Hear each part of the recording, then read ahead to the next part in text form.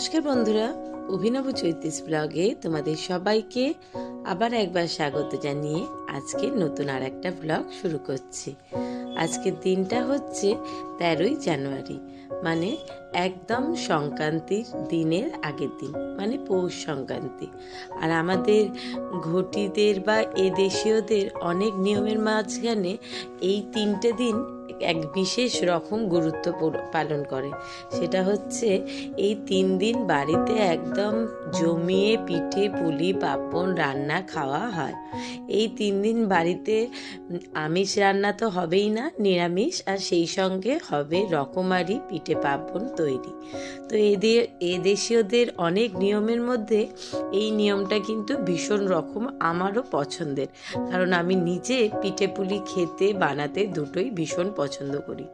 তবে যেটা একটু মন খারাপও লাগে, এই 3 দিন যেমন নিয়ম করে বাড়িতে পিঠে পার্বণ পুলি তৈরি হয়, যে যেখান থেকে আসবে তাদেরকে বাড়িতে বসে খাওয়ানো যেতে পারে, কিন্তু যতক্ষণ বাড়িতে বাউনি বাঁধা থাকবে, তারা নিমন্ত্রিত বাড়িতে বসে 3 দিন পিঠে ভাত খাবে, ততক্ষণ বাড়ির বাইরে পিঠে পুলি বানিয়ে কাউকে পাঠাতে নেই বা কারোর বাড়িতে পিঠে পুলি বানিয়ে দিয়ে আসতে নেই। তো সেই সমস্ত তো গেল অন্য কথা। আজকে সকাল থেকে বাড়িতে নিরামিষ রান্নাই হয়েছে, আর দিনটাও হচ্ছে সোমবার। তো রিক যথারীতি গেছিল স্কুল, আর আমরাও সকলে খাওয়া দাওয়া সেরে একদম দুপুর থেকেই বসে গেছি রান্না তোড়জোড় শুরু করতে, কারণ অনেক রকম কাজ জোগাড় আছে আর একা হাতেই সবটা গোছাতে হবে। যদিও মা বাড়িতে আছে, কিন্তু মা এই সমস্ত ব্যাপারে খুব একটা পটীয়সী নয়, আর খুব একটা করতেও আগ্রহী নয়। সবচেয়ে বড় কথা কি, বয়স মানুষকে এমনই একটা খাদে ফেলে দেয়, অনেক কিছু ইচ্ছা থাকলেও উপায় থাকে না। তো দেখতেই পেলে প্রথমে প্রায় 2.5 কিলোর মতো গাজর মাই কিনে এনেছিল। 2-3 দিন আগে বেরিয়েছিল বাজারে, সেখানে ভালো গাজর দেখতে পেয়ে কিনে এনেছিল। তো গাজরটা একদম সময় করে উঠতে পারছিলাম না। এবছর শীতে একদিনও গাজরের হালুয়া বানানো হয়নি, সেটা তো বানাতেই হবে, কারণ আমার নাড়ুগোপাল তো এই সমস্ত খেতে খুবই ভালোবাসে। নাড়ুগোপাল মানে অবশ্যই আমার ছোট গোপাল তো আছেই, সেই সঙ্গে আমার বড় গোপালও বটে। তো এই 2.5 কিলো গাজরই আজকে মনে করেছিলাম একবারেই করে ফেলবো। তাই সমস্ত গাজরগুলোকে ধুয়ে পরিষ্কার করে গায়ের থেকে খোলা ছাড়িয়ে নিয়ে আর সুন্দর করে গাজরটাকে গ্রেট করে নিয়েছি। আর এদিকে প্রায় 2.5 কিলোর মতো দুধও জাল দিয়ে রেখে দিয়েছিলাম ঠান্ডা করে।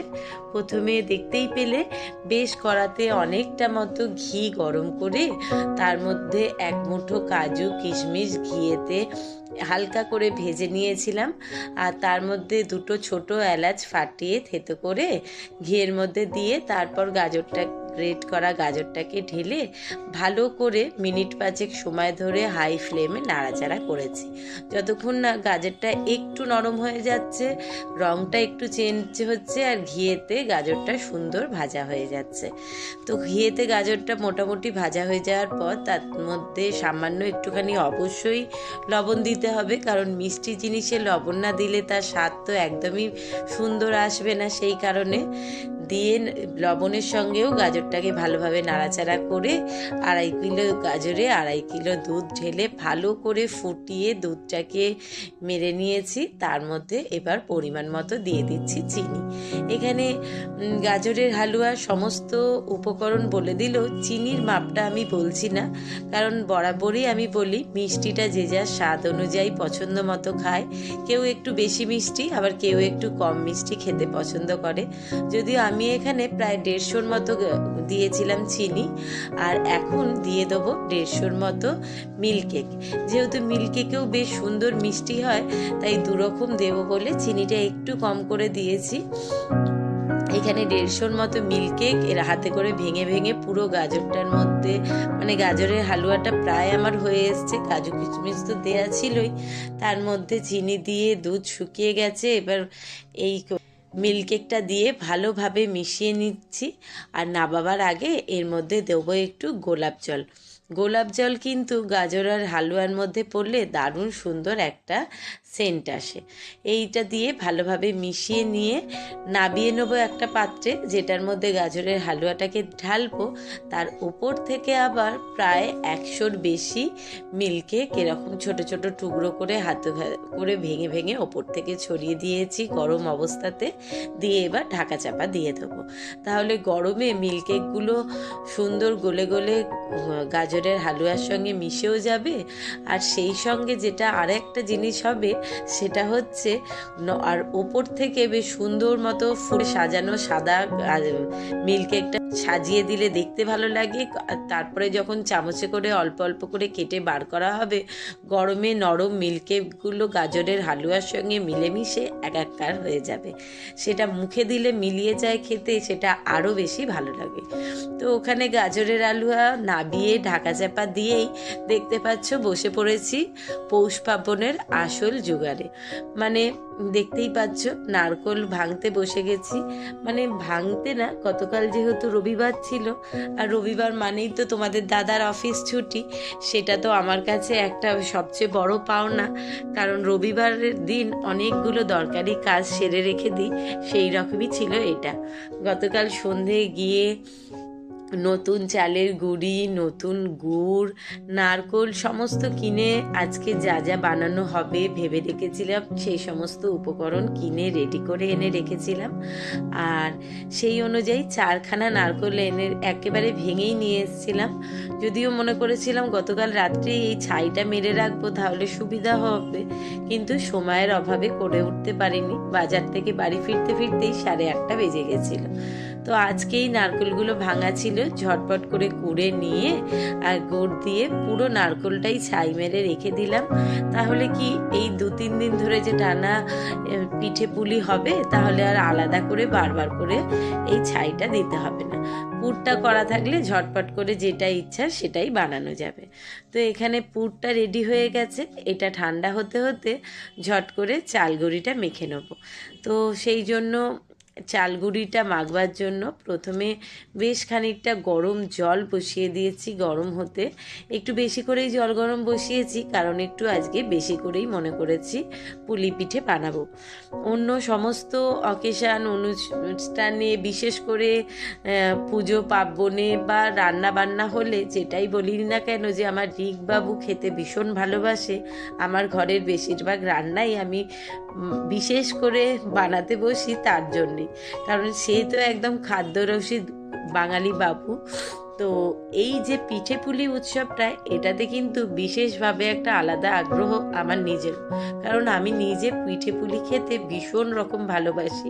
আর সেই সঙ্গে তোমাদের দাদার কথাও না বললে নয়, সে যে খুব ভালোবাসে এমনটা বলতে পারবো না, আবার খায় না এটাও একেবারেই বলা যাবে না। তো দেখতেই পেলে কথা বলতে বলতে চালগুড়িটাকে লবণ দিয়ে আর 1 চামচ মতো ঘি দিয়ে ভালো করে মাখিয়ে নিয়ে আর গরম জল মিশিয়ে সুন্দর করে মেখে নিয়েছি। একটু নরম করেই মেখেছি, কারণ চালগুড়ি তো যত ঠান্ডা হতে শুরু করবে চালগুড়িটা শুকিয়ে যাবে, ফাটতে থাকবে। তো মেখে রেখেছি। এটা একটা ভিজে হালকা ন্যাকড়া ঢাকা দিয়ে দিয়েই রেখে করলে ভালো। তো বারবার ঢাকা খুলে বার করতে নিতে অসুবিধা বলে একেবারেই নিয়ে নিয়েছি। আর প্রথমে এখানে মিল্ককেকের পুর দিয়ে একটু পিঠের ডিজাইনটা অন্যরকম করে কিছু পুলি বানিয়ে নিচ্ছি, কারণ এগুলো হবে দুধ পুলিতে মিল্ককেকের পুর দেয়া। আসলে দুধ পুলিতে মিল্ককেকের পুর দিলে তবেই রিক আর তোমাদের দাদা খায়। সেই সঙ্গে আমি আর আমার মাও খেতে ভালোবাসি ঠিকই, তবে আমার আর আমার মায়ের জন্য আলাদা করে এতে কিছু ছাই ভরা মানে নারকোলের পুর ভরা পিঠেও দেয়া হবে। আমি আর আমার মা দুরকমই খাবো, আর তোমাদের দাদা আর রিক ওরা শুধুই মিল্ককেকের পুর ভরা দুধ পুলি খেতে পছন্দ করে।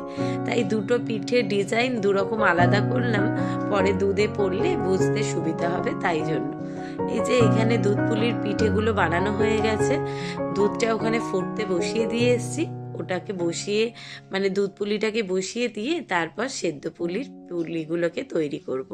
তো এখানে প্রায় 2 কিলোর মতো দুধ নিয়েছি। অনেকক্ষণ আগেই জাল বসিয়েছিলাম। দুধটা বেশ সুন্দর ফুটে একটু ঘন হয়ে গেছে। এই যে এই লাল দুধের প্যাকেটটা নিয়েছি। এই দুধটা যেহেতু একটু মোটা হয়, তো এই পায়েস করি বা পুলি পিঠে তখন এই দুধটা দিয়েই করি। তো এবার দুধটা ফুটে গেছে, তাতে পরিমাণ মতো দিয়ে দিচ্ছি গুড়।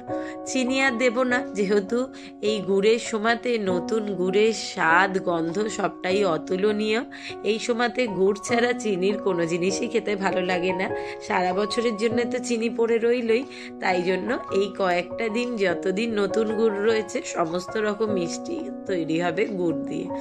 তো এখানে গুড়টা দিয়ে ভালোভাবে মিশিয়ে নিচ্ছি। এবার পুলি পিঠেগুলো ছেড়ে দেবো।